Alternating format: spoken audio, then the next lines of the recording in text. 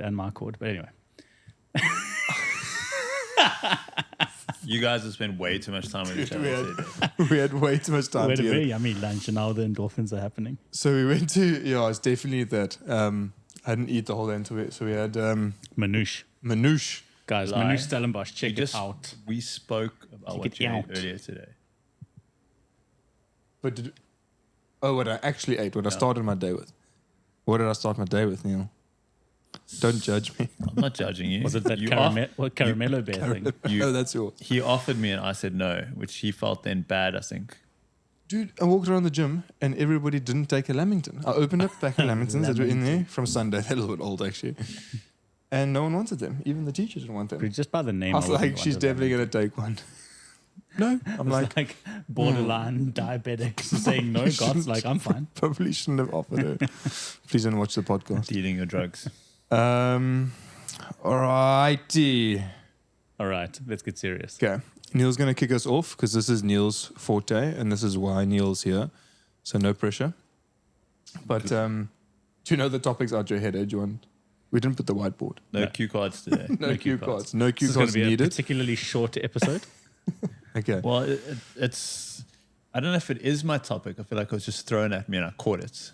I was Okay. like, No. I'll take it, guys. Okay, Thank so you, I'll guys. put it into perspective then. This is your topic because I've known you for just over 3 years now.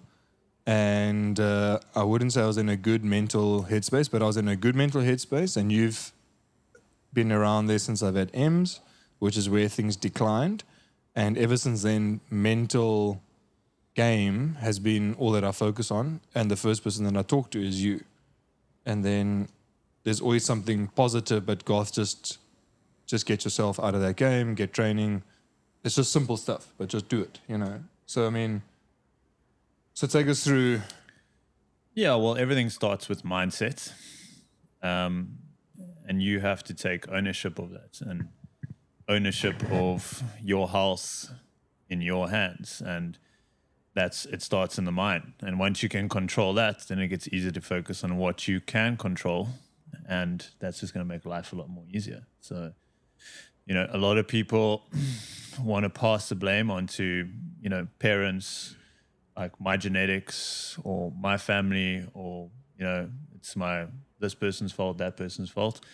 In the end, we all responsible. Yes, certain people might have certain challenges, but like once again, take ownership, focus on what you can control, and you'll move the needle forward. I actually had this conversation the other day with a massage therapist, with another trainer, and one of the biggest parts that people miss out that stops them from progressing is just not taking that ownership and going, well, I saw this person for an hour. What am I doing with the other 23 hours in my day? That's what's moving the needle forward. Like, I trained 3 times this week. Why don't I lose weight? Well, you went home, you didn't do this, you didn't do that. It's like there's another 23 hours that are going to affect your life a lot more than just the 1 hour of training that you did 3 times that week. So, yeah, I think that is the first step in the correct road of developing a mindset that's going to get you to where you want to be. So what I was going to say there, and then I lost the thought and I got it back, was, so the main thing is that you've got to make sure that you're not blaming anybody. So I think the blame game is what, I don't know, we all do automatically. Like something goes wrong. So for instance, that little truck incident that I did the other day, I went to go help Vicky with the truck. So her driver didn't come in. Drove out to Stellenbosch, got to Stellenbosch. Didn't come visit me. I didn't come visit you, there's no time, sorry man. got it, I was got it. thinking about it. That's fine. Got there, opened the back doors to the truck, and the truck was still fully loaded. Oh, heavy. So I couldn't take the chairs back. So I had to drive back, offload everything, drive back, get the So you went to chairs. Stellenbosch twice and you didn't visit me. Got it. Twice, yeah. And my immediate thing was phone Vicky in rage. Hey man, the guys didn't offload the truck the night before. And she just went, well, why didn't you just check the back of the truck before you left? So like, it was very quick for me to pass blame. Yeah. I was upset. I was thinking it's everybody else's fault except for mine. But just take blame. Yes, Yeah, you could have just done a 10-second check and everything would have been fine. Without a doubt, life gets infinitely more freeing once you realize that everything in your life that goes wrong is your fault.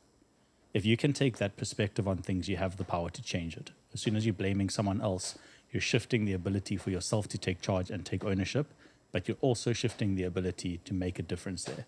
Because if it's your fault, how can I fix it? Then I'm just the victim, and this goes on forever and ever. Where if I'm looking at life from the perspective of every single thing that goes wrong in my life is my bad, that's my fault, then I have power to change. Actually, very empowering type of mindset. People think, it's quite a depressing way to live. It's actually really not. It's a very empowering way to live, because what tends to happen is if it's my fault and I have to fix it, and I do fix it, then the next problem comes up. This is my fault and I fix it. What starts to happen is you start to accumulate this history of victory, and self-confidence goes up. I'm very anti this whole self-confidence movement where it's like, believe in yourself, you're enough. Like, that's all true if you've got a history to prove to yourself that you are, because then you genuinely have self-confidence. Until then, it's just fake, hidden ambivalence. Yeah, so you have to build up a little bit of confidence in yourself by just checking all the things off. Set your alarm, wake up early. Like, I'm just talking about my routine. Get up, I put the kettle on. Vicky normally makes tea and coffee, whatever it is, but I'm just prepping it. She still does that routine because she wants her space in the morning. I start getting the water bottles checked, but it's setting the small things, taking responsibility of then why you're not late for kids to the school, why you're not late for work. Now it's load shedding traffic. Now it's blame again, blame the traffic, blame this. Wake up earlier. You could have checked the load shedding schedule and left earlier. Exactly that. So then I left to coach for Nikki yesterday morning, and I was late for class. I didn't realize it was load shedding. I would have done another route, Or, hey guys, we're going now. No one's brushing their teeth. Just get in the car, get to school. We'll dress you at school, kind of thing. And it's very easy to get upset with Eskom for load shedding, and you get super frustrated. People will even get to the point where they leave the country because they're so angry with Eskom. That's 100% your fault that you were late. Don't blame Eskom. Yeah. I mean, I'm not by no means singing their praises, but you get what I'm saying. Like, no, listen, like the we problem all, is you. So that's the thing. At the end of the day, like we all, I mean, you probably have it. I think I have it, and you have it. Like, we've built ourselves to a certain point to be. But I want electricity. I've worked hard to buy this, to own that. I should have electricity. Yes, I'm right. But is it the biggest thing? No, just sort it out. Just like adjust your day, meal prep different times, things like that. Oh, I didn't do my boiled eggs because I didn't have electricity. XCOM. What happened to the other 23 hours of the day, or 22 hours, because it's only 2 hours. And I agree with you. We do work hard and we do feel like we deserve certain things, but we actually don't. Like, the world owes you nothing. If you can also have the mindset of life owes me nothing, then when these things happen, you don't feel like, well, I've worked so hard and now look at this. I still pay I don't get discount on my monthly electricity, even though the world, life owes you nothing. Yeah. Be thankful for the electricity you've got. Work hard and make a difference in the things you can make a difference in, and don't expend any energy anywhere else. Yeah, stop moaning. So take us through the depth of the first topic. So we obviously briefly just mentioned now stop blaming other people, but take us a little bit deeper into, because let's try and address not just the general person. Let's start narrowing it down to, I'm lazy, I'm not getting to the gym, I'm overweight, I'm a bit depressed. Whatever the reasons are for the average, let's call it like the 6-week person that comes to the gym, what are we trying to get him to do simply on that first topic? Like, what's the main goal? Well, it's like we spoke about. It's accepting responsibility for where you are, and accepting responsibility that it's in your control to change that. So not playing the victim, not blaming others. And your first step is it's always going to be action of some sort of kind. Of going, okay, well, what is it that's holding me back? What is my first step? And in anything like that, it's just starting small. Like Ben said, you have to gain momentum, and gain momentum is through practice. Like, you come into the gym and you're going to learn a new movement. You're not going to pick it up first time and get it perfect. It takes practice and practice. And as long as you're practicing, eventually something's going to happen and you're going to get better at it. So whatever that might be for you, or wherever you're sort of struggling, whatever that first step is, it's like, cool, hey, I know I need to move more. Cool, I'm going to start walking 10 minutes a day. Or, hey, I need to eat better. I'm just going to start focusing on having this one good meal in a day. And from there, you gain that trust and you gain that belief in yourself, and you start moving that needle forward, and that self-confidence grows, and that you have the ability to do this thing. Like, it's never works when someone goes, hey, I'm going to change everything 100 or 360 degrees and flip it on its back, and I'm going to hit this hard. 9 times out of 10, that's not going to last. So accept that control, focus on that next first step, and every little step then eventually turns into the start of the journey. So I think the big thing is to take ownership as well. Ownership, and then I think coming to talk to myself or you is always quite easy for members or for people that are trying to make a change. And probably in your light as well, like if someone comes to you for better health or something's wrong, they obviously need to tell you what's wrong. But there's a difference between telling someone something's wrong, I need to lose weight or whatever it is, but taking ownership of it and then saying it's my fault that I'm eating the kids' lunch boxes every evening or whatever it is. Take ownership of it, try and have it out, open cards, and then from there address it very minimalistic as much as you can so that it's not overwhelming as well. So someone comes there, they want to lose 30, 40 kilograms or whatever it is. Now it's like this overwhelming thing. They've maybe lost weight in the past. Now they've picked it up again, lost weight, picked it up again. And that's happening because they're not doing it maybe baby steps. They're always trying to maybe, like you say, like do a 360-degree flip around, quick fix, and then they're back to square one. So it's also taking it on in little bits because also it's mentally draining as well, like the whole time. I'm 30 kgs overweight. I've been like this since I was a kid or whatever it was. Now I'm in this point of like, shit, I've now got to lose this weight again, or I've got to now dig at this again. So mentally it's quite challenging as well. I think for us, the way that we've been brought up and grown up or whatever it is, I think we've been lucky in a way of never having those challenges. I thought of it today when I had that, I ran with a vest on today. I was like, I can actually feel now how someone 20 kgs heavier or 10 kgs heavier can feel doing push-ups. This sucks. So for me in my workout today, I was like, this is actually quite sucky. That person's got to do that every single time, you know? So it's also for, I think, guys like us taking a back seat and saying, this person is really just trying to do this little increment to do this massive change and trying to tackle that, you know? Yeah, for sure. It's a very small angle towards a very distant horizon. The trajectory changes over time.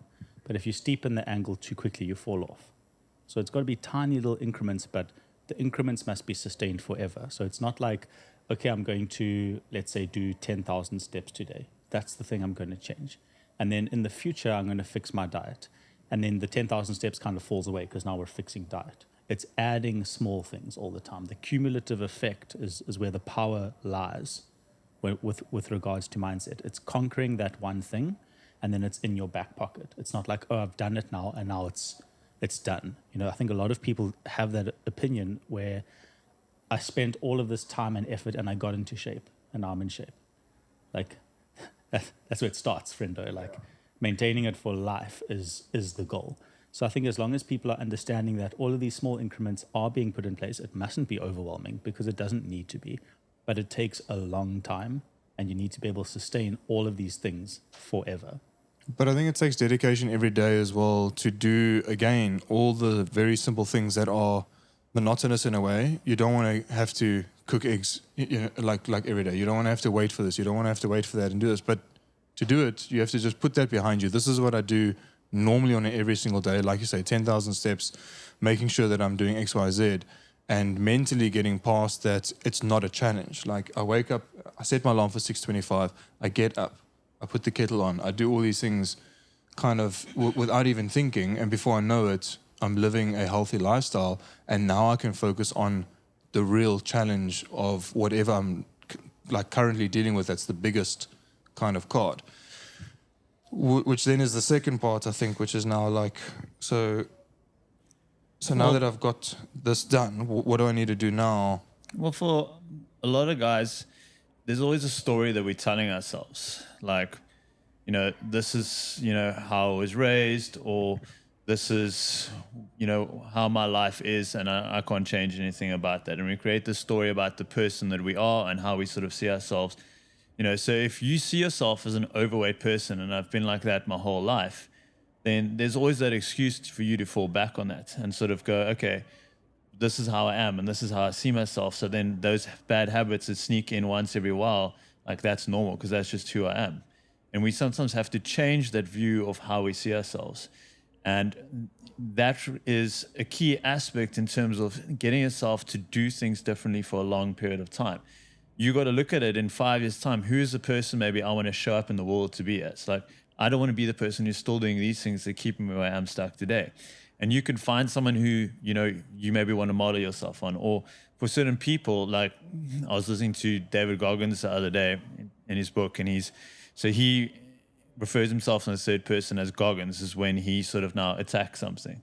And he creates that persona for him when he does something hard, when he needs to sort of push himself. Like Goggins is going to show up and he's going to push him harder than what David would, and you have stuff like that you can see all the time. I know Beyonce has Sasha Fierce, which is her persona for when she steps on the stage, and you could develop that type of thing for yourself of going, okay, who's this person? I need to do something tough. Let me create that alter ego for myself, and that's the person that's going to drive me forward. It's that whole, Batman sort of scenario, show up in the world, conquer those fears, and take it head on. And that's why it's like, okay, stop seeing yourself as that person, create that different identity, put something in place where it's like, okay, but would this person do this thing? No, he's not going to drive to McDonald's now and grab that burger and do whatever else. He's going to go home, cook his chicken and have his vegetables or whatever it might be. No, this person would not go home, skip his workout. He's going to show up at the gym when even he doesn't feel like it because he knows that's how he's going to make him a better person. And it's just like, you have to keep those standards for yourself. And if you struggle to do that for yourself, then create that alter ego that's going to make sure you get it done. So that is just a little trick people can use to push for that little bit extra. Yeah, I think having also just a training partner or a life partner or a buddy, just a very good friend. I mean, you've done that for the last couple of years for me. I would just not want to train all the time. And then you getting ready 2:00 to start training, and then you asking me, "Hey man, you training today?" It's as easy as that of just linking yourself with someone to just keep you on track. If you struggle, I'm the kind of person that struggles to do that. Now, I'm trying to get to the gym by 8:15 for the 8:15 mom's class after dropping the kids, and for me, that's my goal. Every single morning is like, can I wake up at this time, get the kids out the house by this time, dodge the traffic to get there by 8:15 to start my day. Now, the last couple of weeks, Monday, Tuesday, has been just impossible to get there. I have been trying, and I have dropped the ball, and I see it. But then by Wednesday, Thursday, Friday, that ball's not been dropped again. So I'm really pushing myself for 3 times a week. If I've done Monday, Tuesday, now I've only got 3 more days to try and cram that into, and it's getting done. In the last couple of mornings, it's been done. So keeping yourself accountable to that, or, like you say, create a personality or have a friend. What else can we do that's then like more, let's call it the doctor route, if we needed to make sure that if we're struggling mentally, so we're obviously just talking about just self-motivation now, but is there something that we can start doing more on the doctor side that can help with that? There is, and no one's going to like what I have to say, but comment if you don't like it. The area of the brain that controls your motivation, they call it the will to live area, not as in I'm dying, I'm trying to survive, like a cancer patient, for example, developing will to live. It does have something to do with that, but more the zest for life kind of will to live, as in I want to attack this difficult task.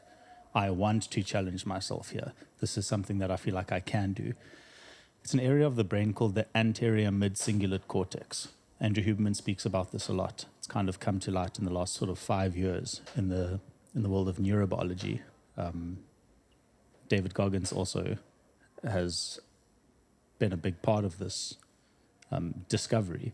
But anyway, there's an area of the brain, they call it the AMCC, and this area of the brain is biggest in athletes and people who do things that they don't want to do, smallest in obese people, and here's the key, changes size on a daily basis. So the bigger the better, the smaller the worse, okay? And this area, if it is big, you are much more likely to stick with tasks, get something done, and build a strong self-image because of the difficult things you have overcome, right? If it's smaller, that means that all of the things you didn't show up for yourself, essentially. All of the things you said you would do, you didn't do, and it shrinks. Now, to get this area of the brain to grow, you have to do things you don't want to do. That's all it is. It's quite simple. So your taxes. Let's say you sat down and you just muscled through your taxes. That area of the brain would grow that day. If you were to skip and watch Netflix in place of doing the taxes, it shrinks, all right? So we see this as very high in athletes and people who are physically active because people, I think, misunderstand fit people as people who always want to exercise. For the most part, they do enjoy exercise, but there are days where you just kind of say, look, I'm doing this because I said I would do it, so I'm doing it. That area of the brain is also a very quick learning area of the brain. So let's say I am out of shape. I've never gymmed in my life. I go to a CrossFit class. It's the worst day of my life. I think I'm going to die. I lie on the ground. But I get a bit of a dopamine hit from this. And I'm like, hey, okay, come back next week, come back the next week, start doing it every day, start to get good, start to find joy in it. That area of the brain shrinks. You're doing exactly what you're doing, probably even harder. But the area of the brain is shrinking because now you're doing something you want to do. So the point is, you have to deliberately, every day, to maintain this area of the brain, do something that takes you out of your comfort zone that you don't want to do. And it's not to say like, oh, this is going to be so good for me, let me cut my finger off. Like there's obviously intelligent things that you can do that you know you need to do for yourself that would, like Neil says, move the needle forward.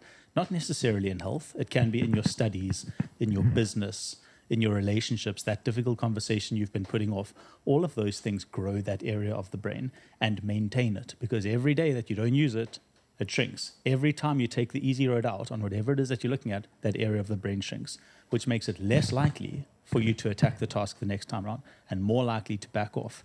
And that's why people get caught in this obscene, obese, unhealthy lifestyle, is because the area of the brain that would actually keep them going, it's essentially rotted away.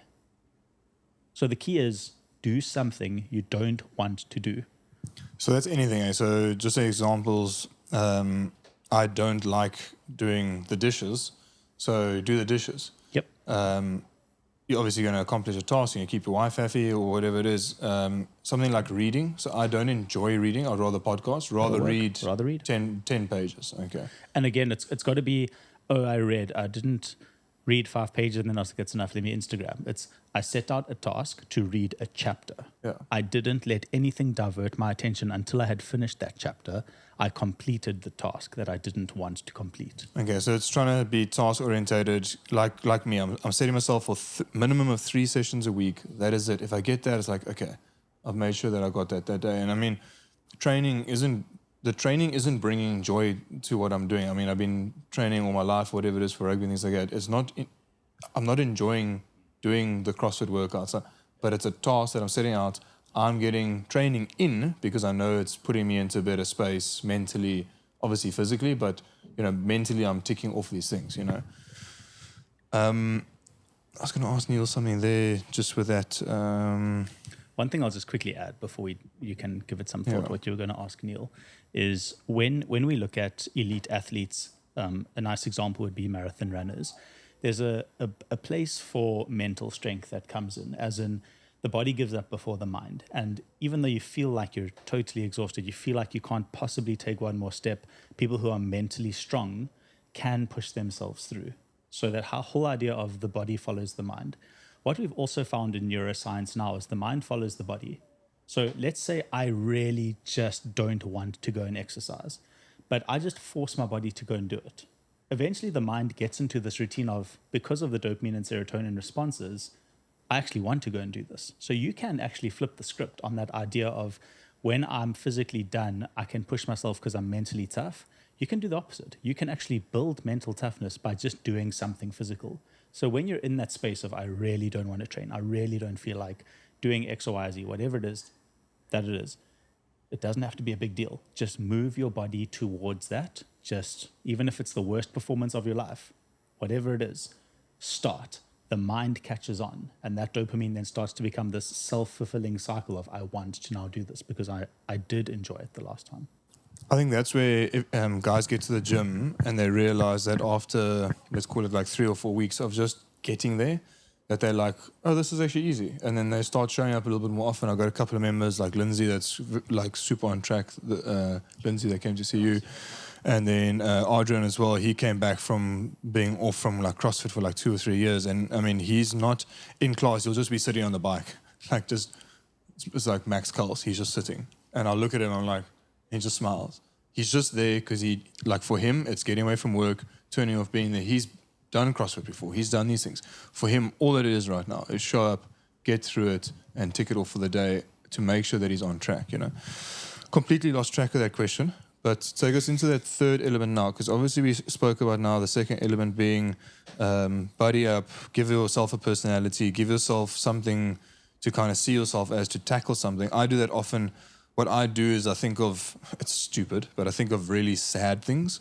like now my grandfather passing away. So in today's workout, I'm like, the dude walked like on the beach to like fetches shopping months on end or whatever it was. He drove himself till his 90. You can at least just finish this running workout with max chafe that you've got. So I've got pretty bad chafe from this week's training. I was wearing some uncomfortable pants.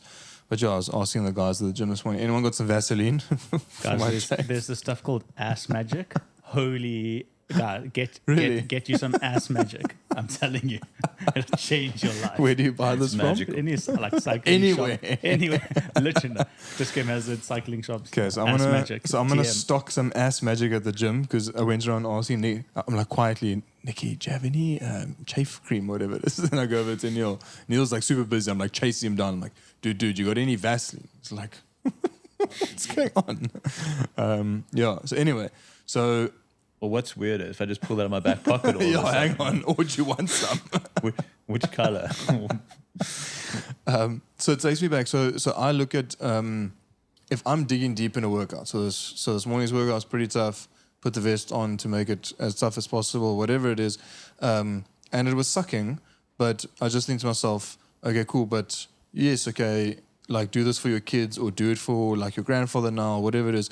You've got to get in your head that something else is worse than what you're currently experiencing. And I try to do that often. So like if it's the ice bath stuff or cold showers, as soon as you're done with it, you're like, well, that was easy. But to get it going the whole time is always just that mental challenge. But as soon as you've done it, it's always overpoweringly nice to then have accomplished that. So it's like that with anything. So what I was going to say is that that third thing that we kind of spoke about now, or to try and get to, is that try just make sure that you just get it done. And maybe list things that are impossible for you to do, and then just do it. Just get onto it, try do it, test yourself, join a buddy, go do an ice bath or whatever it is, or go for a session in a hot sauna, test these things, go do a CrossFit workout and just do it and be like, okay, cool, well, like that's done now. But try and set yourself a task, like you're saying, okay, cool, complete everyday tasks. Yeah, that's fine. Do the washing, do the dishes, do these things.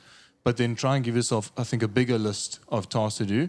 And I think give them like a hierarchy of, this is Mount Everest, but start here with some tasks. And then, I wouldn't call it a bucket list, but like try just task orientate yourself as much as you can, you know.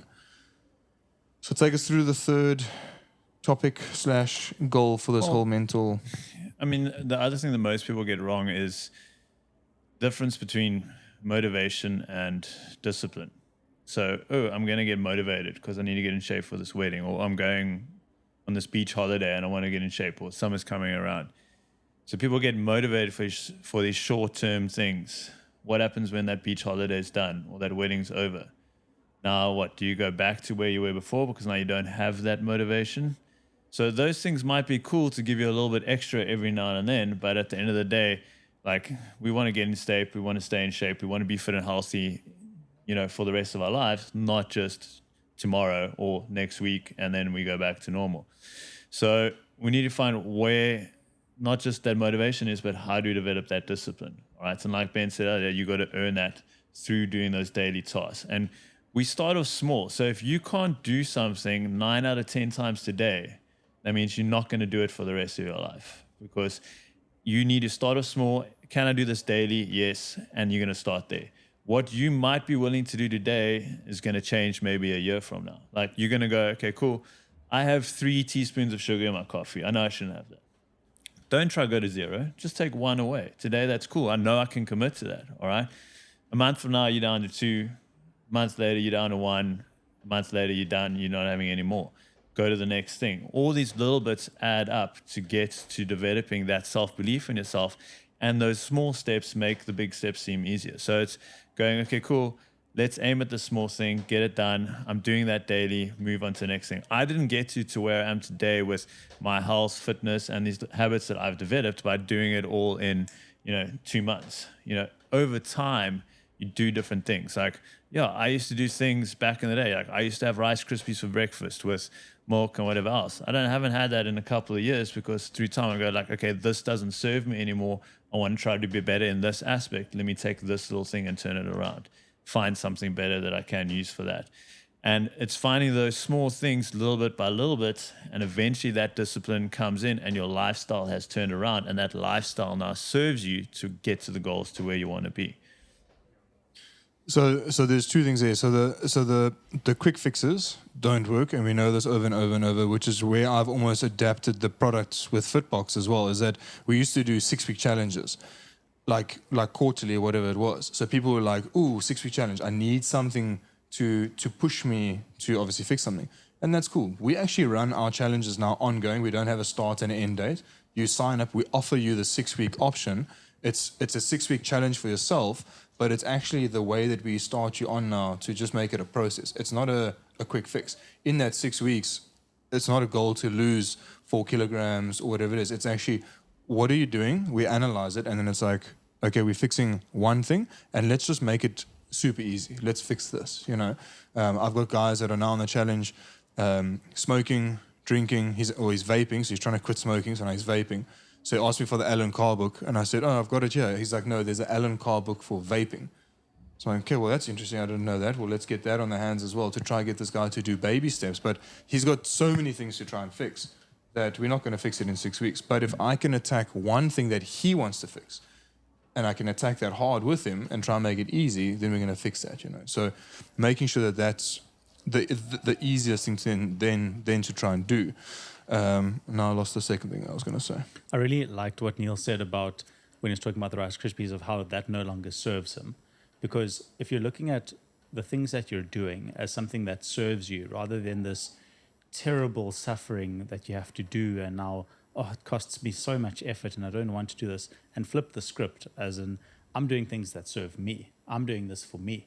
One of the quotes that sort of changed my life was, self-discipline is the highest form of self-love.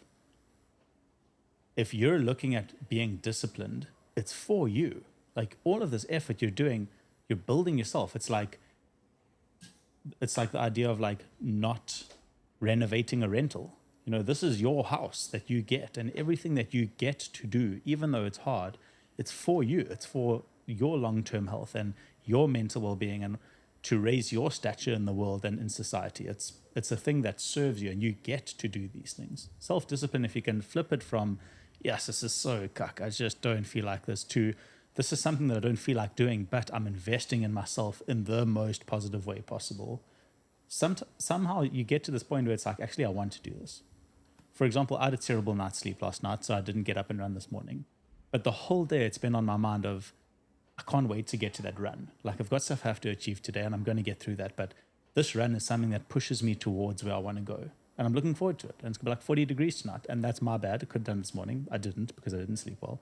So I managed my time. But it's kind of like, this is something I get to do. Whereas maybe even 5 years ago, I would have looked at this and been like, oh, I still got this run, like a long work day, and I've got still this run, and it's going to be hot, and like, I just don't know how I'm going to do it. It's a jog. Like, you're going to be fine. Okay, like, guys, you're not climbing Everest tonight. It's fine. So you do your jog, and you're proud of yourself. But that comes over time of realizing what I'm doing is for me. So I'm going to end it off there, and it's going to be a little bit of a tease, but you're going to go run, and you're going to go, because you told me about where you stay. I'm not going to tell people where you stay, because then they come hunt you down and cut your hair off, I don't know, something. But where you stay there, you're going to go home to a pool, and you can just jump in the pool. Yeah. Exactly. So that's the same thing. Like, you're going to go do this hard task. Yes. Get up in the morning, get to work in your air-conditioned car. Yeah. Get to a gym membership that you can pay, because you've got the luxury of a gym and a coach and a nice meal. We've got all these things, but we will still go, got to still get to gym. Your life is so hard. Oh. So that's where the suffering comes in with the school kids. And I think I mentioned is that I'm telling the kids, okay, cool, this is your day. You wake, or you don't wake up, your mom wakes you up. You probably get breakfast given to you, or cereal, or whatever it is. You get in a car, you drive to school, you get to school, you've got clothes on, you've got food, you've got a packed lunch, you've got Fitbox, which is fun, which other kids don't have. Then you get picked up from work, or you go to paid extramurals, then you go home to your TV, to this comfort. These kids live in this comfort, and they will still go, oh, I don't want to carry my school bag. Oh, I don't want to eat my lunchbox. Oh, I don't want to do this. They don't realize that there's kids walking to school for an hour to get there, you know. And they're not brought up in that light. And so the very easy tasks of me not in shape, looking after myself, is, again, teach the kid about it's their body. I said to James and Emily the other day even, I'm like, guys, this is your body. You need to just look at food that we're giving you at night. And they're young. They're not taking this stuff in. But I'm trying to just get them to understand from a young age that you've got to look after your little body, And I think parents don't do that anymore. They don't teach their kids about now what we're saying. For sure. Like, this is your body. Do everything that you can to make it better and stop bitching. Like, stop moaning about these little things. So I'm busy reading this article at the moment. It's quite a long article. It's a little bit tediously written, but it's about school-going aged children, and over the last 30 years, the decline in muscular strength, cardiovascular endurance, and power output. They're measuring these three metrics, and it's 30% down over the last 30 years. And you think the world has only improved in knowledge of nutrition. There's only increased access to gyms. We know more than ever how to eat, how to train, and children are not doing it. And it's just a function of the world and the way it works. And like you're saying, they don't have the opportunity to suffer. Parents are they love their children so much. And I think especially the generation before us and the generation before that did have to suffer. They suffered a lot, and they were like, I don't want my kids to have this. I want to give my children everything. One of the Stoic fathers, Seneca, he was actually the tutor to Nero, the mad king. And he wrote something in his diary which is very interesting, which was, I pity no man more than the man who has never had to suffer. He was then killed by Nero, so whatever. But my point is, even him, in all of his infinite wisdom, said the worst thing that can happen to you is that you have too easy a life. No, so I just remembered what Neil covered, so I just want to go back to it. So you spoke about, I'm going to just come back on the suffering thing, so don't let me miss that. But so you spoke about cutting out sugars out of coffee, and it's the easiest example. So I just want to dig into this a little bit deeper, because I think guys can use that as an easy reference, because we're all drinking a liquid that's got sugar in it. And that's the easiest way that we are obviously going down the bad nutrition train, but also the mental kind of challenge of doing something. The coffee thing is the hardest thing for me now to even add milk to. I used to love a cappuccino. I'd drink like a nice milky cappuccino. That's the way that I drank my coffee. Now, you guys know it. I drink it black. Don't even add milk. I don't even add a little bit of dairy in like you do just for your coffees. And it was hard in the beginning, but now it is my favorite drink. Like, it's something that potentially am addicted to the caffeine part of it, but that I want to fight against, because I drank decaf for 2 years when Vicky was pregnant. And when I drank that cup of coffee and drank the next one, I didn't feel like, oh, this is now different, or great, or whatever it is. So I like the taste and I like where it's got to. So guys need to take whatever challenge it is and find something easy, like you say, and do that for as long as they need to do. Just pick something that's mentally challenging. Could that be a mental challenge that could be not, because that's not task oriented. That's like, I'm cutting out a sugar, I'm cutting out something. Could that still have the same thing, or is that just purely now? No, same thing. It's doing something you don't want to do. That's all it is. I really don't want to do this, but I'm going to do this. One interesting thing is, if you look at addiction centers in the brain, it's actually very difficult to break addictions. So there are now theories that addictions can't be broken. If you're addicted, you're addicted, but you can replace the addiction. So if you are someone who loves their sugary coffee, you got to understand that you actually don't love the sugar. It means nothing to you. The dopamine is what you want, and the sugar releases the dopamine in the brain. Your brain doesn't know that this is sugar, that it's craving that dopamine hit, and it knows it gets it from sugar. So if you're like, oh, I want my sugary coffee, if you go and have an ice bath, like a solidly cold ice bath that you know you're getting a dopamine response from, and then you have your cup of coffee with 1 spoon of sugar, you'll have probably even more dopamine flooding in your brain. So it's not about just cutting it out. It's about what healthy thing that will give me a dopamine response can I replace this habit with? Isn't there another way to also look at that? Like, where you derive your pleasure from. Like, I choose to have this, whatever I might be eating, because I'm getting pleasure from that in the moment. Or changing that narrative to go, I choose not to have that and rather have that because I want the pleasure that that's going to give me later. Like, I'm going to feel better. I'm going to perform better. All of those things will serve me way more than that 10 seconds of enjoyment that I'm getting out of that thing that I'm having right now. So that is also another key aspect, is to look at things as to where am I getting my pleasure from? Like, I'm doing this hard task and it sucks in the moment, but the pleasure I'll receive from that later is greater than if I took the pleasure of just sitting on my bum watching Netflix right now. And that's also where we need to flip the scripts on like the stories we tell ourselves and the words we're using with ourselves can either keep us doing nothing or keep us moving forward at that same point in time.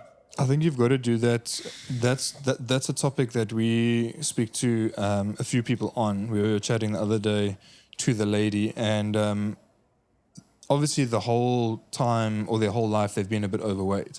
So they struggle with that, and it's that quick pleasure that they get from, okay, but I just want to have that little piece of chocolate. I just want to have that little bit of this. I just want to have a little bit of that. But then deep down inside, they are sitting back, because you can see it when they're talking to us, like they have had this, they are sad in their current state of, but I know I can be a little bit better. I know I can be a little bit better. So if they really tuck into that, putting that little bit of pleasure away for now, guaranteed if they can get to that goal in 2 years or 3 years, whatever it is, they're going to have that longer pleasure, that then they can still have that pleasurable thing. I mean, I still last night had a little mini Woolies Magnum, those like stupid little things. Yes, I've had one every night this week, but that little bit of pleasure for the amount of effort that I'm doing in my day of waking up with the kids, getting this, doing that, training, getting work done, this, that, a million other things, I can still go, okay, cool, but it's fine to then do this little thing. But I've worked hard for, I don't know, I mean, it was just out of rugby that I just carried on grinding and training hard and trying to make first team and trying to make the under 21 team and trying to go through to Hamilton's, trying to make that. So driving myself the whole time, I have now been able to enjoy those little pleasures when they are there. But then also, like, I'm not going to eat that now. I'm going to have that now because it's long-term pleasure. So trying to hit both, I think it's comfortably. Good. Yeah, I agree with you. I just think as long as you're not allowing yourself to fall back into a mindset of, my day was so cuck, so I deserve this. Yeah. No, you don't. Okay, I understand. Everyone has hard days. You don't deserve it. Yes, okay, I have eaten well and I've been training and I am over this entire week going to still be in a calorie deficit. If I eat this Magnum, I deserve it. Yes, I agree with that. But what you generally seem to find is people going like, is this really my whole life? I actually deserve a little bit of joy in my life because my life is so hard. And blah, blah, blah, blah. It's like, I promise you that little bit of joy you're putting in your life is only making it worse. I think this also hits home because you said about the ice bath. When I want to change my mindset, because I've been dealing with a lot of mental stuff lately, I have an ice bath. I don't go for something sugary or an ice cream. I'm having that little Magnum at night because I feel like having the Magnum. I'm not having it because I deserve it, or I'm saying to myself, oh, it's been a long day, I've trained hard, or whatever it is. Yeah, we were joking earlier about me eating the Lamington. The Lamington was there and I was just eating it. It's not like, okay, cool, I deserve it. So there's never that. I would rather have an ice bath. I would rather go, I'm going to go harder in today's workout to feel better, to then, okay, cool, I can keep doing these hard things for my lifestyle. It's what Neil was talking about reframing about what reward is. It's, I have had a hard day. I have had a difficult day at work. Therefore, I deserve to look after myself now. I deserve to take that ice bath, to take that half hour to myself, to go for a run, to whatever it is, prep a meal that I know is going to make me healthy. If you're switching your rewards to that, I mean, that's the gold standard, right? That's what we're aiming for in life, which is not easy. And it's not like, oh, I just decided that's how I am now. It takes time to develop those things. And I don't know that anyone will ever get it perfect. But you take small steps in that direction. Yeah, and it's even that thing which you're changing, like you switching from like, okay, like I changed, like I remember going from normal peanut butter to no sugar and also no salt pad and peanut butter. And I was like, oh, it's going to be horrible. And eventually like you won't go back. Now if I have to go back and have the normal peanut butter, I'm going to be like, that's gross and disgusting. I can't handle that stuff anymore. And that's all thing. You can take that little habit to go, okay, cool. This no longer serves me. It's actually causing me pain and not pleasure anymore because it's taking me further from where I want to be. So you can double whammy it and go, I'd rather do this thing because it's going to get the pleasure from that later. And this thing which I used to do is actually now causing me pain because it's holding me back. And you can flip that on the script. So I like that a lot. So that serves me thing, because I'm just thinking back to all these little things. Now you're saying peanut butter. I mean, we're talking about these things all the time. As I learn something new about something, research it a bit, speak to people about it, like, That's not that great. What's the alternative? What can I do a little bit better? So as we're doing things like coffee, no sugar, I can't have, if you make me a coffee by mistake with 1 sugar and I get the wrong one, and I sip that, I will not be able to finish that. You won't pay me. I'd rather than just go, cool, I'll actually pay for that, but make me a new one. Yeah. Like there's no ways I'm going to drink that because it's just beyond A, what I enjoy now, and B, I know the damage that it's doing. So now that we're talking about, we were talking about the almond milk earlier now.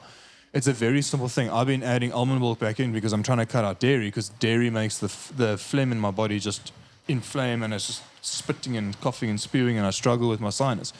But find something that's a little bit different and make it enjoyable. Like there's nothing wrong me switching now from almond to the macadamia. I've had macadamia before. Now that I know it's got less seed oils in, I'm going to make that switch. That's an easy fix. It's a super easy fix. Butternut. Butternut. All right, guys, I think that's it. The rain is, calling us off. Is there anything else that we missed on today? I think, obviously, the mental health is going to be one of our longest episodes that we're going to continue on, just because there's so many avenues. There's, talking about medication and to help with trying to fix someone's mental health. We're going to be talking about just other remedies, at a later stage, things like that. So is there anything else that we need to add on for today's start? There's a fair amount, but I think also let's open up the questions. Let's get people asking questions. We'll bring it up in the next. Yeah, so I think we're going to do a live talk on this at some point. So this will probably be like April, May. But we need guys to open up mentally with what they struggle with. And I'm going to be opening up quite a bit of what I've been struggling with. So people can maybe correlate on struggle with the kids, struggle with frustration mentally. You've been helping me for a couple of years now. So, Yeah, I think also the big thing, like for all of us, we obviously in the service of other people. And I think, you can even relate to sometimes to parenthood or in a relationship that, sometimes maybe you are the stronger one and you have to be there for someone else. Like, I've had that often in my case where a client might not want to do something, but I know this is going to serve them and I'm going to take that stance where I'm going to make them get through that to be better. It might be someone who's afraid of box jumps and I'm like, well, we're going to stay until you get one because it's just a fear in your head and let's get over that sort of fear. So in any instance, you might need to be that for someone else and, or you might have to someone to be that for you. So, I can see this often even in the case maybe of parenting where people are like, oh yeah, but my kid only wants to eat that food. Yeah, but you know better than him and you've got to be that stronger person to push them through that, and that's where it's like, cool, be that person when you need to, lean on that other person when you need them to be there for you, but accept that that person's also just making you be a better person in that sort of process. And those are key factors. And that's where, you guys can come to us with those questions and we can potentially, this is the remedy, this is the solution, this is how we might go about doing it. Or, we've had that experience of helping people and this is where we'd start. I think for me, just to try and also end off on the questions, to get questions from guys, for me it's being... guys around me have always been like men or even women as well, but men, I just want to focus on that a little bit, but men need to just talk to other men about their problems a little more. We do take on a lot and we don't. We hashed out a good conversation earlier and in the time I was like, this isn't something that I would normally share with you, and we started sharing some stuff and I'm like, that makes me feel better. And then we had like a kind of a heart-to-heart on the same topic because you're potentially also dealing with it. So it's like there's a lot of things that guys are dealing with and women that we're not commenting on. So hit us up with comments. You can keep it anonymous. You guys have all of our email details. We will keep everything as anonymous as possible if you want, but hit us up with a question, even if you try and put it in the third party. I've got a friend that struggles with this and they've told me that. Send us that and be like, hey, my friend's struggling with this. What would you do? Like try and bring it answers open, because until I started speaking openly about some of these things, I would have never got the remedies from Neil to fix a couple of these things, because I'm A, very scared of certain things, and B, I feel weak when I'm exposing myself to someone like Neil, that kind of thing, and then medication as well, like leaning, I'm very scared of medication, so I'm going to come to you first and be like, dude, I'm not taking this, but I'm dealing with this, and being open with you has obviously made it easier, I think something that helps a lot is to realize there aren't actually that many problems in the world. Like if you're dealing with something, it's probably one of 5 that we're all dealing with. Like you always think of like, oh, surely no one else is feeling this way, or think, I promise you all of us are. There's and I see this a lot because I do have a lot of mental health care patients who come to me for this specifically. Like basically one of 5 things. It's like, I promise you, if you're dealing with it, there's a whole community just waiting to go, like, us Me too. Give me a hug. Okay. Come on in. All right, so I let's- did actually hear a stat the other day where they was talking about that it's good to talk about things, but you don't want to dwell on it. Yes. Because the more you good. over talk it and overgo it, the more that belief and you sort of almost start living in that cycle of things. So yeah, get it out there, but the next step is action to make sure something gets done. All right, gents. Thanks for the chat. Cool. Thanks for it. We're going to obviously dig deeper on these. The live, this will come out. Yeah, so there's a live show at Fitbox Durban. So we'll make sure that this gets out before the date, but we'll publish that. So if you've got some friends and that in the area, who's going to be joining us for that podcast? It's going to be my wife taking the reins there. She's also a medical doctor.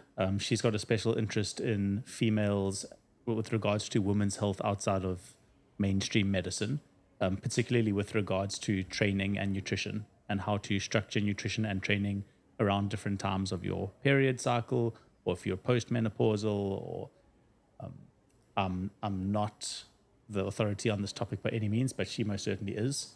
She's taught me a lot about these kind of things. And initially, Garth and Neil were saying we should do this talk, and I just said, like, look, we've got a powerhouse on board, so let's let her come. So I'll be there, but I won't be on the podcast. She'll be the medical. So is it going to brains. be the Be Nice Girls podcast? Be Nice Girls.